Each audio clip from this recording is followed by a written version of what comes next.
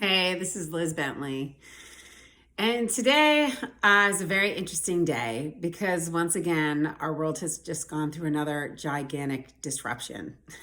Because that has been the theme of 2020. Nothing is safe, nothing is going to be easy, nothing is going to be what we used to think was normal or what we called normal. Everything is going to push us and challenge us and bring us to the edge in many different ways.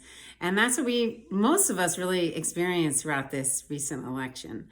And I'm very lucky because in my job and in my life, I get to talk to people all over the country who have very different lives, they're all different ages and sex and orientations and lifestyles and political views. And it was I'm really, as I said, lucky that I get to hear all of these different perspectives. But the one thing I heard again and again from everyone, regardless of what they thought or saw or believed in, was I heard a lot and felt a lot of fear. That people were really in fear. And that for many people, this election represented fear, something that they were afraid they were going to lose or afraid they were not going to get. And it was so powerful to them because of the fear that was driving them. And what's interesting about that is I feel like that has been the four-letter word of 2020, is that we have been in a lot of fear. So let's talk a little bit about what we've been afraid of. Let's start with your health. We've been afraid for our health and for the health of the people we love and who are around us because obviously this COVID pandemic has been really serious and really scary, and people have been afraid of their health.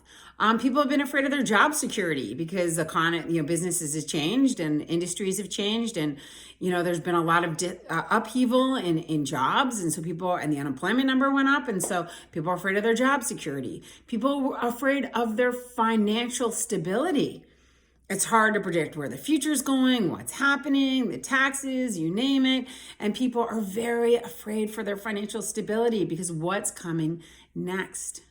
People are afraid and fearful of their relationships, their lack of relationship, the relationships they don't have, the relationships they wish to have, the relationships they have right now that don't feel comfortable or aren't where they want them to be. And these relationships can be with their children, with their spouses, with their parents, with friends, with any loved ones. But people are looking at their relationships and thinking, is this really all it's cracked up to be? Is this what it's supposed, is this as good as it gets? or whatnot, or what could I be doing better? And mostly, honestly, what I see people afraid of is the future. People are really afraid of the future because it feels so much less predictable and so much more uncertain than it ever has in the past. And having that uncertainty makes people feel so uncomfortable. So they're really afraid of the future. And so what I've seen in all of this and all of this disruption that we've seen in 2020 and all of the ways that it's poked us and pushed us, honestly, to grow, is that what's really important is figuring out how do we now unite and go forward. And the number one thing I see is first recognizing what your fears are.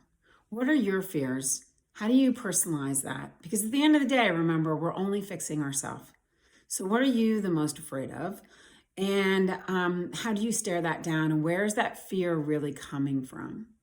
Because another thing I also saw in this election is a lot of the stuff that people were struggling around, they might have been projecting it into the election, but it actually came from something much deeper. Okay? So getting into that fear.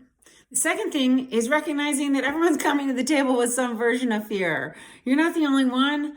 Other people are coming in and they're stressed and feared about something, maybe something you don't relate to because it's not your fear, but you certainly understand what fear looks like. And so, getting that they're also coming tense and sensitive and uncomfortable. And the last piece is, of course, always empathy.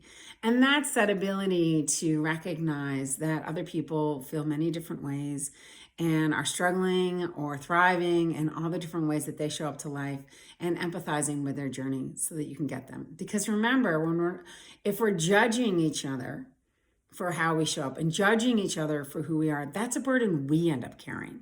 That's what keeps us up at night. That's what ends up being our weight, not theirs. So when we're only here to fix ourselves, our job is to stare down our fear, understand what it is, know where it's really coming from, not project it unnecessarily into things that don't make sense. Recognize that other people have fears too, and empathizing with people along the road. All right. Thanks so much, everyone. And I look forward to seeing you again next Tuesday.